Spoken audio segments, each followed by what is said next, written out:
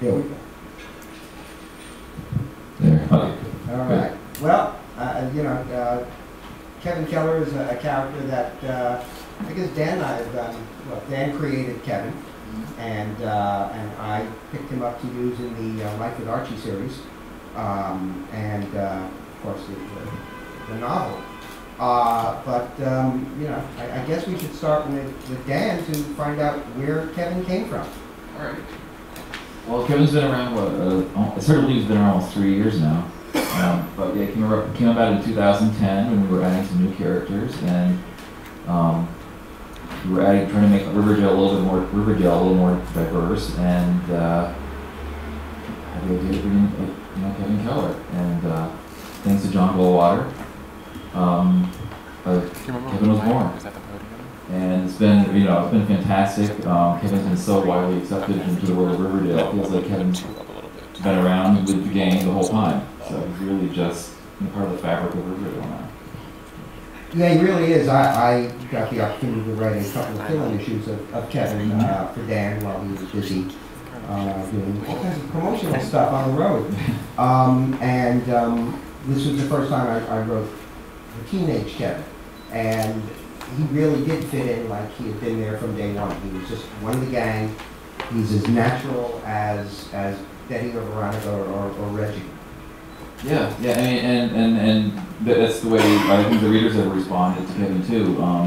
You know, it was a little bit of a, I guess, a new thing at first that Kevin was gay, but now I don't think the readers even really, you know, it's a second note now that it's seen as Kevin Keller, who happens to be gay.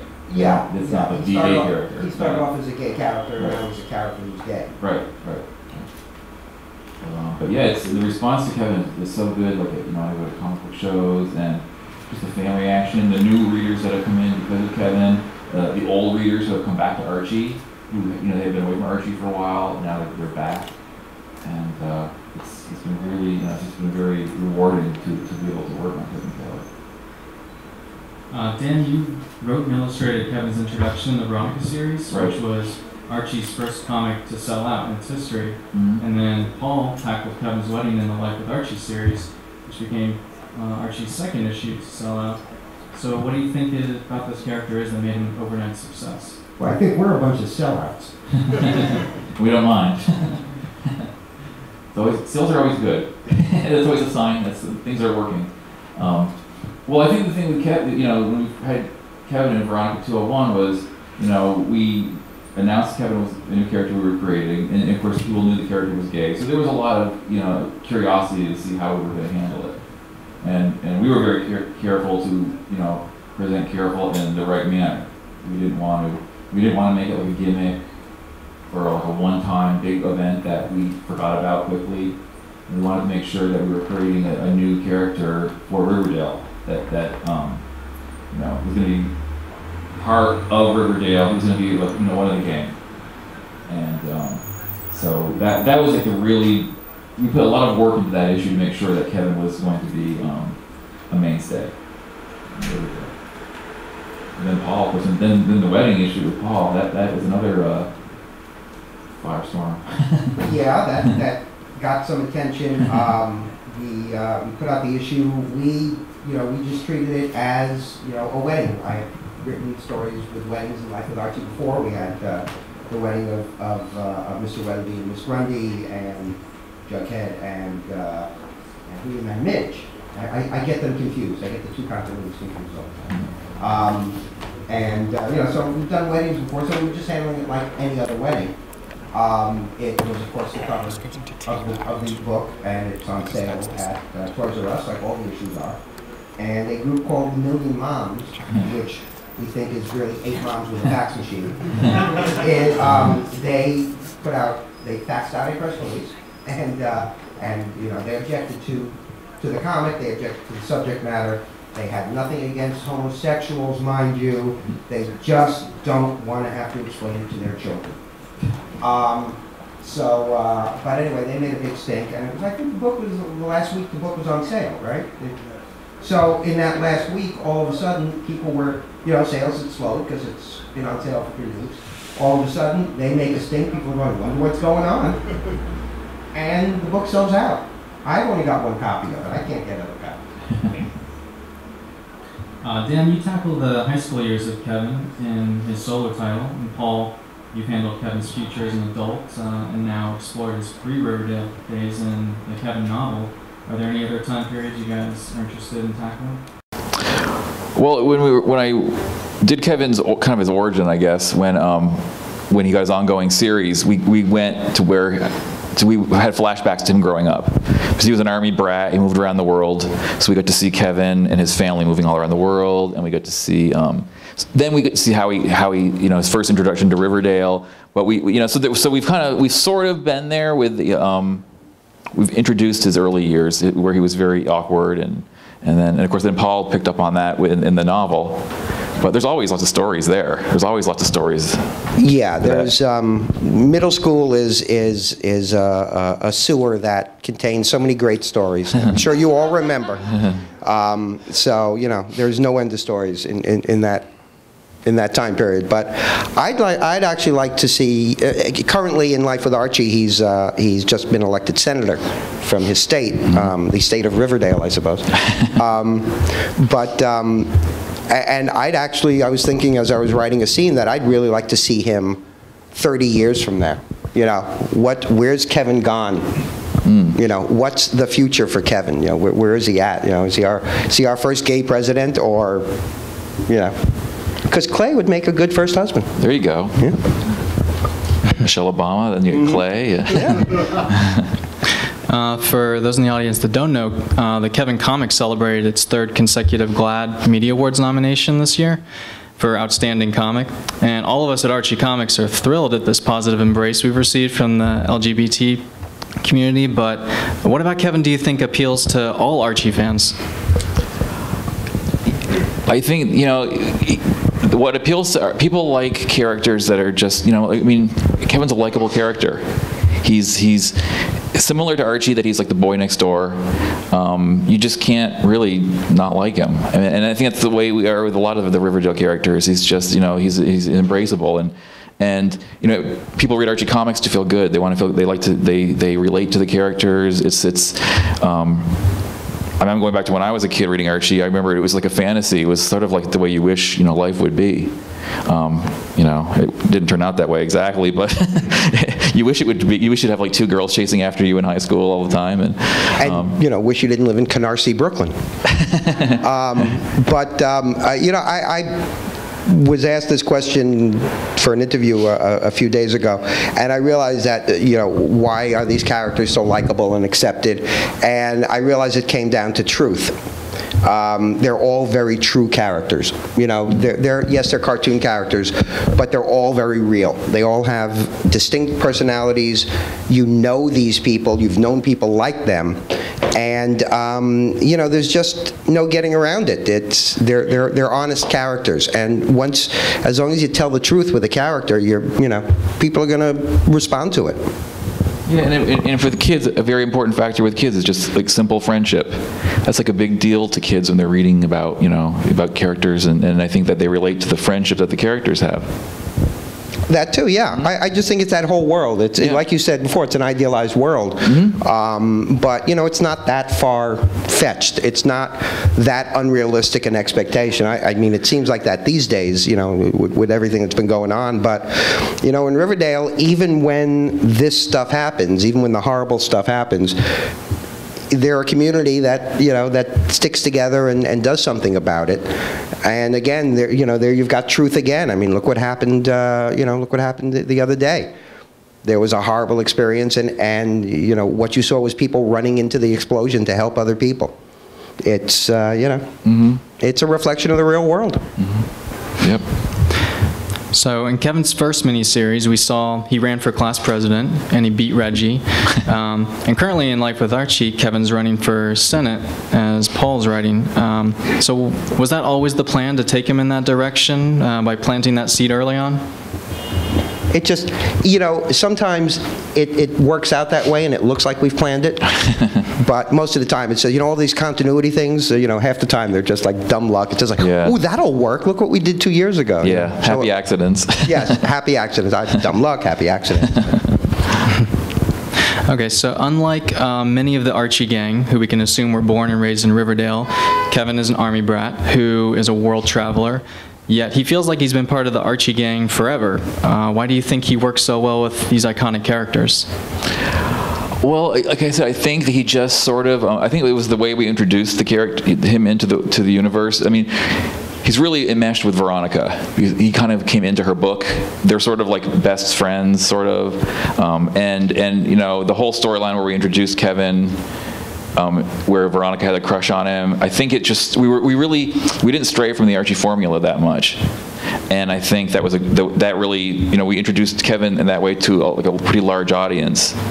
And I think that kind of helped as to why he's stuck, you know, and stayed in people's minds and been, you know, accepted as one of the gang. And yeah, and I think the way the gang actually accepted him, I mean, you know, Jughead, you know, the way I see it is Jughead is his best friend, you know, his best male friend in Riverdale.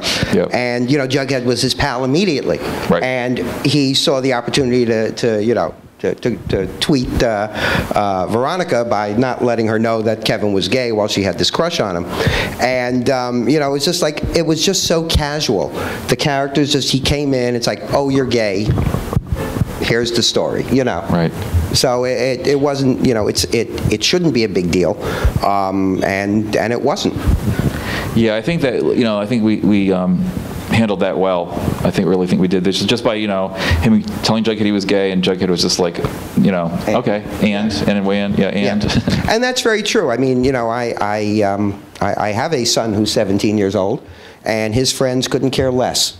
Right. About who's who and what's what. You know, it really makes no difference to them, and you know, that was accurately, again, truth.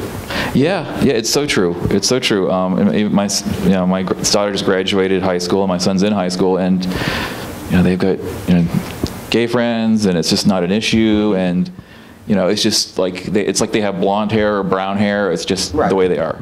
Right, and that's, fortunately, you know, that's the way it should be. Yeah. And hopefully we are moving towards that day. Thank you, young man. So in Life with Archie, we've got two separate timelines, one where Archie married Betty, one where he marries Veronica. I'm so confused. But in both timelines, Kevin is married to Clay. Was Kevin destined to end up with Clay, or will we ever see a Life with Kevin story where he ends up with his high school sweetheart? You know, anything's possible. Life with Archie is not the future chiseled in stone. Life with Archie is our possible futures for the characters. You know, as all the wonderfully brilliant alternate covers have been showing lately on Life with Archie, the variant covers.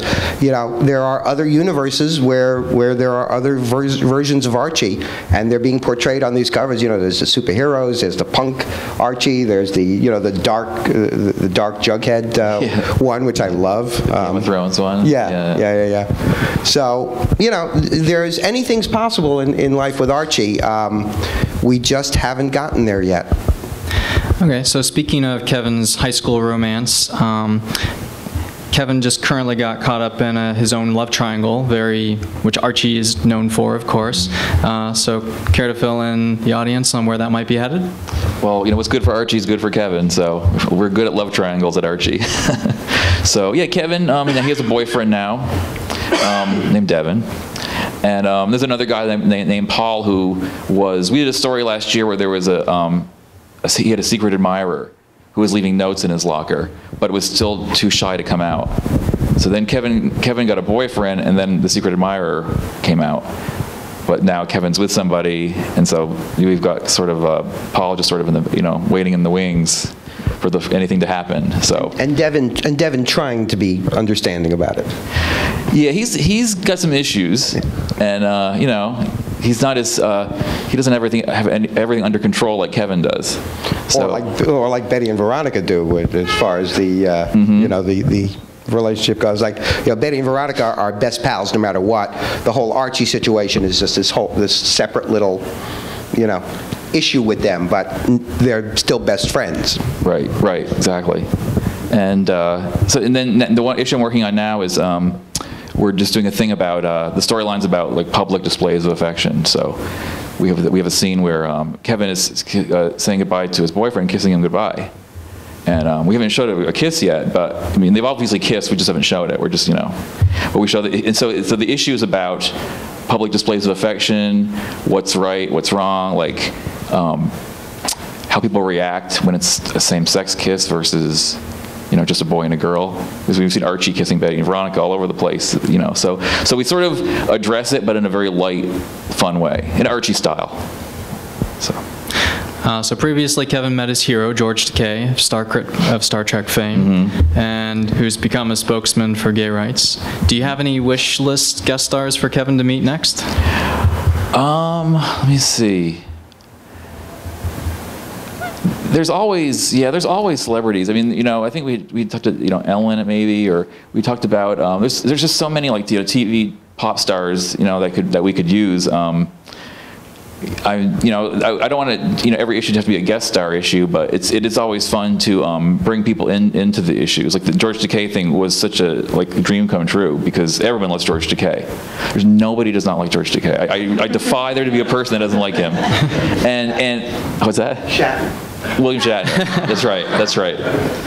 The only person in the universe. But you know, that issue just worked out so well. Just from, you know, I met him at a convention, and he was a huge Archie fan growing up. The whole thing just like worked out perfectly. And the story was fun, and George loved the story. And then we did a signing that was fun. I saw George at a convention a couple of weeks ago, and he's just still so happy and excited to have been a part of the Kevin Keller book. And so you know, more guest stars are good, but I don't know how we'll top George. He's like, we've already hit our peak there with George. I don't know, but I'm sure there's other people we can do. Sure. So right now, Kevin is running for Senate on a gun control platform, and so is that inspired from real-life events? Do you take cues from the news, and in which direction you're taking them? We actually started that before the whole, you know, Sandy Hook and Colorado. We were actually talking about that before all that stuff started happening. It was just a coincidence. I mean, unfortunately, when you're dealing with real life issues like that, you know, there's the possibility that it will happen, something similar to it. I mean, when I was editing Wonder Woman comics for DC, John Byrne was the artist at the time, and we did a storyline where Wonder Woman was killed, and the cover was, you know, Princess Diana dies, and it came out the same week as Princess Diana died. So, you know, John's not prescient. He's, you know, just had bad luck. But, you know, so things like that happen. And this was a case of that. You know, unfortunately, I wish we didn't have those events to call on, to use as, you know, as storylines. But unfortunately, when, like I say, you're dealing with real life issues, and that's all we really deal with in life with Archie is you know, the real world. Something like this can happen. But you know, Kevin is kind of a middle of the road.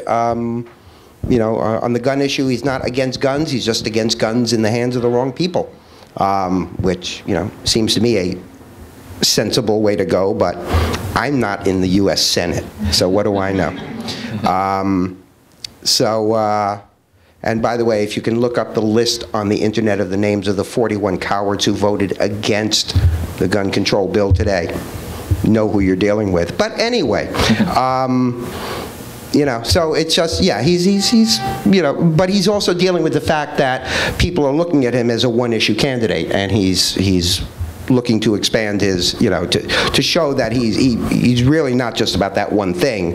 That may have been what got him into politics, but he's there to you know, to do a broad spectrum of things. Right. Now, normally when we do signings, it's for comics, so we don't really do readings because you can't exactly describe the panels to the audience. Or I guess you could.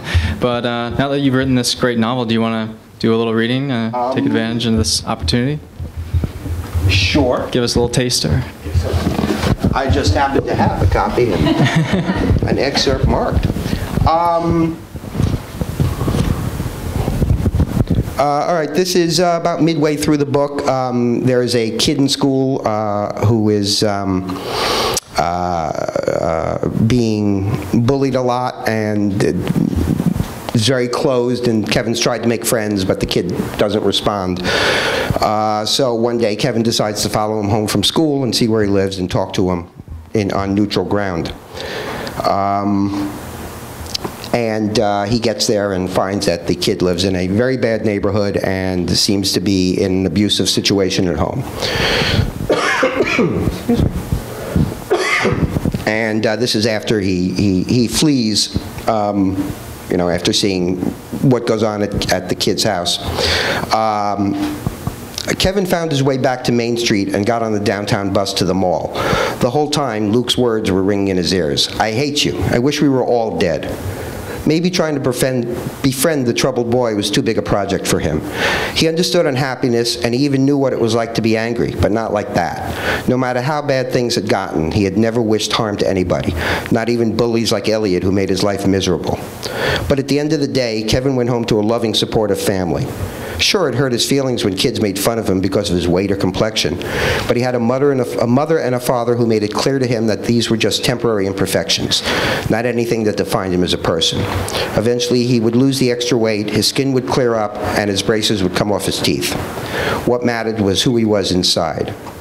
But what if, after being picked on by guys like Elliot all day, he had to go home to a place where the people who were supposed to protect him from hurt turned out to be just as big a bunch of bullies as the ones in school?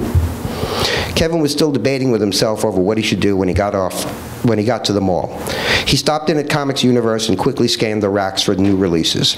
He was so distracted that he would have skipped the latest issue of The Black Hood if Mr. Salerno hadn't pointed it out to him.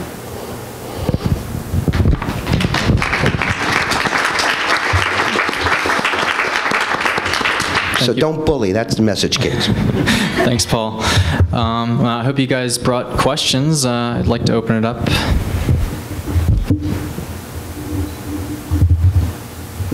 Yes, sir. DC Comics recently came under fire for hiring Orson Scott Card to write a Superman story. I was wondering if you guys had any thoughts on what role publishing, how that reflects the diversity that you guys are trying to portray. Yeah, I actually was on a panel discussion about that last week at the Soho Video Gallery. I think DC has a right to ask him to write a story. I don't think DC had a clue what his sexual politics were when they asked him. And I think once they found out, they try to kind of back out of it gracefully. But, that wasn't possible. Frankly, I'd like to see them publish it and people just not buy it. I think that's a more effective, and I'm never for anybody saying, no, you can't work, because we don't like your politics, because a lot of people don't like my politics, and I don't want them telling me I can't work. So. Ditto. Yes, the lady in the scarf. Was Kevin the original name, or did you go through a lot of names to come up with Kevin Keller, or what were some of the test names? We did do a few names. It was always, Kevin was stuck pretty early, but we did have a lot of last names. As I have like a list, I got a list still somewhere of like the different last names, and there was like a few that were close. Kelly was one of them. What's that? Kevin Kelly at one point. It could be. Yeah. It was. I'm trying to think what some of the other ones were, but Keller just stuck. We had to just make sure we didn't name his mother Helen. That was the only thing. But. Yes, the gentleman in pink. I could have several questions. Are there any plans to have Kevin Keller go into other media besides comic books?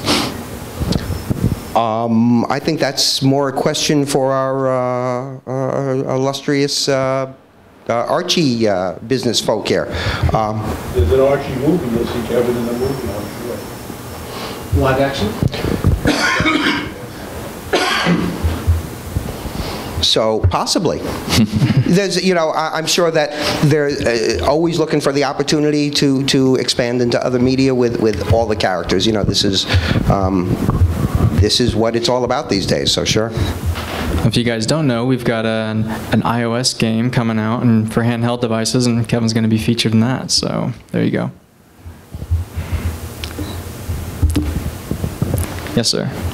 So do you reach out to anyone to make sure you're getting it right, or like you're handling Kevin? And I'm assuming you're both straight. Mm-hmm. Okay. Do you just, is there anyone that you are reaching out to and making sure that you're handling it the best way, or you just Well, we get a lot of feedback from the gay community. Sure. So yeah, we definitely do. Some, but as I also like to point out, I wrote Superman for years, and I can't fly and lift big buildings. So, you know,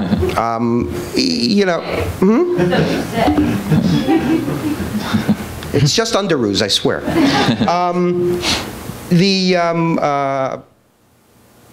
I'm sorry, I suddenly lost my train of thought. I love when that happens. Get to be my age, you're happy you just have thoughts. No, I'm sorry, I lost it. So. But anyway, we get a lot of feedback and work with a lot of LGBT. We do a lot of LGBT panels and at shows, and so we make sure that we're, you know, we listen. God. All right. Since I guess everyone here is like read all the Kevins and is like totally Kevin geeky, are there any sort of storylines that you tried out or thought about doing that you didn't do? Sort of rejected ideas, or ideas you thought, no, this is not well formed out and out, put this on the back burner? There's always ideas like that. You mean in general or just with Kevin? Yeah, with Kevin. Oh yeah. I usually write up like synopsises for story ideas, and some make the cut, some don't. Yeah. I mean, when I did the fill-ins, I sent Victor 4 or 5 different, pitches, one from one line up to a sentence, to a paragraph, and and 2 of them were good, and the rest of them, it's like, you don't need these anymore. So. So there were other scenarios for various characters that, for some reason or another. Right. You just, it's just. Any day, you can make a choice of a story that the next day you would have picked the other one. So it's very, it's just a matter of the moment. It's a subjective thing, whether a story works or not. Yeah, and it's also, it could just be, if we did a story that was similar to that, like the year before, there's a lot of reasons that and then you might revisit it and do it 2 years later. And this afternoon, I just ticked myself off because I realized one of the stories I should have pitched that I really would have loved to have done. I'm happy with the ones I did, but I came up with another one. It's like, oh, I should have done that one, So. Can be the sequel to the Kevin novel. Could be. Actually could be. Paul, you said you wrote a couple of fill-in issues for Kevin? Yes. All right, Dan, do you know are you doing the art on that? I guess so. I think so. I think they're waiting in the wings for me. I just. I think it was number 11 and 12 or something. Yeah. Cool. That'll be a cool collaboration with you guys. Yeah. Oh, definitely. Sure. Can you guys give us any teaser? I don't know what their storyline is. So. One of the stories is about gossip, and anonymous internet gossip, and the other one is not. Wait, wow. Fair enough. He hasn't read it yet. Oh, he did? Oh, good. Oh, you don't remember? Well, that's a nice endorsement. Okay. Anyone else? Yes. I haven't actually read any of the Keller comics yet, but so you have not depicted him kissing. There's been no kiss in the. Well, like we're doing this. He has a boyfriend now, and then in issue number 10, we address him kissing his boyfriend goodbye. His boyfriend's leaving, and then someone sees it and isn't very happy about it, and it causes like a little bit of a commotion, and then a little discussion takes place after that. And we have like a little Million Moms thing happening. So. Another sellout issue. I actually used a line in one of the fill-ins I wrote where he and Devin are separating, and Devin goes, "I know how you feel about PDA, so I'll just move on." So I was kind of explaining it a little, like Kevin is not comfortable with it. We're not looking to be inflammatory, and that would be. I think in the context of the Archie universe, that would be a very inflammatory thing. In the wedding we didn't show the kiss either. It just didn't seem like, you know, we needed to take it there to antagonize people. But you said earlier that your kids are totally cool with everything. Yes, but, you know, I know kids read Life with Archie. Yeah. But I think most of our readers are older. But again, we're dealing with the Archie universe. And the Archie universe kind of has, you know, certain standards that, you know, are just understood. And we're not censoring ourselves, we're just measuring our audience. And our audience is, you know, it's a cartoon. It's a cartoon character. It's not like Superman or you know, they had the, you know, Green Lantern suddenly became gay. Okay, you know, maybe it was in the power ring, who knows. Jewelry, that was it. It was the jewelry. You know, and that stuff is done in a more adult context. We're still done in kind of that cartoony. What was so great about the Archie meets Glee latest issue is you finally see him being like really like over guy, like really like the way Archie does. Right. It was so wonderful to see that. Yeah. To have Kevin go to someone, please be single, please be single. Mm-hmm. Yeah. I mean, that was one that was like, I felt so happy. Yeah. Well, you'll see more of that because now that Kevin's dating, you'll see that. And like you said, you're going to see Kevin, he'll be giving his boyfriend a kiss. You know, we don't want to make it like it's the biggest deal in the world, but you'll be seeing, you know, once he kisses, he'll be kissing again. I mean, that's just, you know, reality. And, you know, when you see this kiss, it's not like we're blowing out the trumpets, like da-da-da. We're assuming that they've kissed before, but we're just kind of, it's a very simple goodbye kiss. Well, it's not. I mean, you know. Oh, you know. No tongue, okay? No. It's a sweet kiss. Any other non-kiss related questions?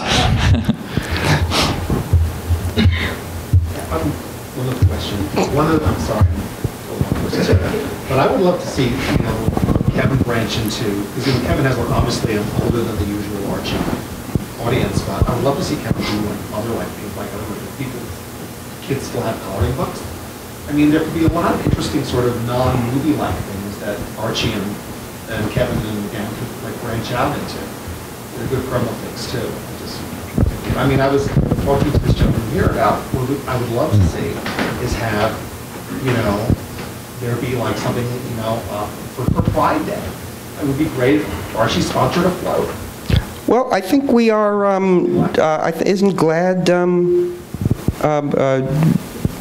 including the book in their goodie bag this year? Yeah, the GLAAD Awards. Yeah, at the GLAAD Awards, the Kevin novel is being included in the 800 books in the goodie bags at the awards dinner. So it's getting out there.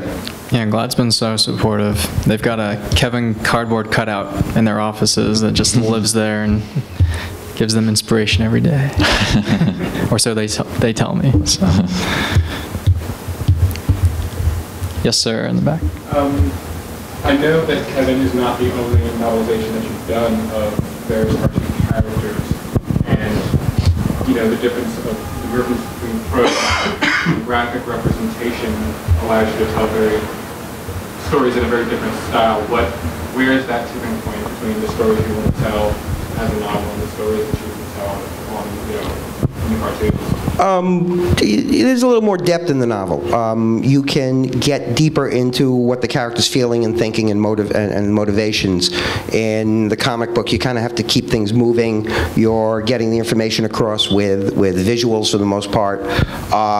You know, you have, say, 20 pages, you know, at tops to tell the story. You can tell a lot of story in 20 pages of a comic book, but you can tell a lot more in a novel, in 20 pages of a novel, and you can certainly get deeper into what the character is feeling and thinking, and you know, just the forms, they just allow you to do it. You know, I try to keep word balloons to a certain length in comic books, because you don't want to have, you know, characters under there pushing up on the balloons, and, you know. So, yeah, novels give you a lot more freedom. You know, you can open it up and really tell a lot deeper story in, you know, in one place than you can in that one comic book. Have there ever been any thoughts to include a character that happens to be a lesbian? I think, no? It could happen. Yeah. I mean, it's just if the story is right. Yeah, You know. Look, it's People have asked, like, why aren't there more gay male characters? I'm like, well, there is. Kevin's got boyfriends now. They're Right. gay. yeah, there's three. There's three characters in, out of the core group of, like a dozen characters. So, Yep. that's a good percentage. Yeah. I think right now Batwoman's got that market cornered, so. All right, we'll see about that.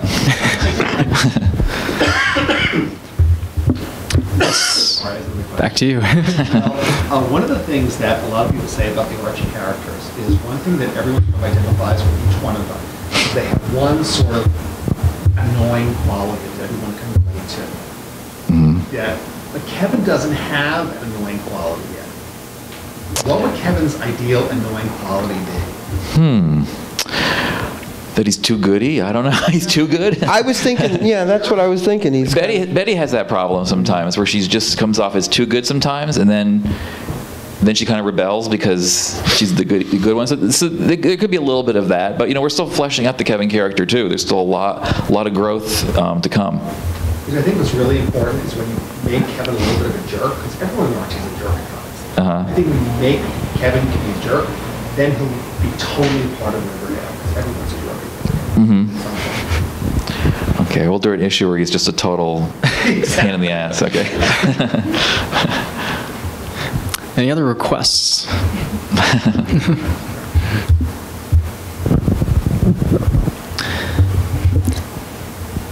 Yes, ma'am. Kevin ever joined the Archie fan? Well, that's closed. I mean, the Archies is the Archies, And I think it would be cool to have Kevin have no sense of rhythm. Basically, we kind of established that. No, that's Betty. One of the earliest stories we did was that he hates musicals and stuff because we didn't want to make it like there's gay Kevin, Mr. Broadway. We didn't want to do that, so we sort of made him sort of like he's not really that musical. So. Yeah, I've actually known gay people who have no rhythm and don't like Broadway.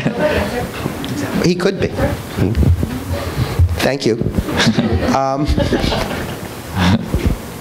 there's one thing I want to also say that is, I'm sorry I'm jumping in here, but I loved in the latest issue is when you toss, I don't know who wrote it. Did you write the, you didn't write the latest issue. Of Veronica? Of just the regular Kevin? Yeah. The regular Kevin. Yeah, I wrote it. You wrote it. Yeah. I love the fact you threw in that thing about Ed Wood. Oh, yeah. Look it up. You should do that with every single issue, is throw in a reference to something that a kid would enjoy reading about and look it up. I probably put it in there too because my son is obsessed with old movies and loves Ed Wood. So probably that's how it probably was in my head, and I thought every kid knew about Ed Wood. But so it's your part of your responsibility to educate. Sure. Let people look things up. Go to Wikipedia. It's not that hard. I love to do that with every issue. Yeah.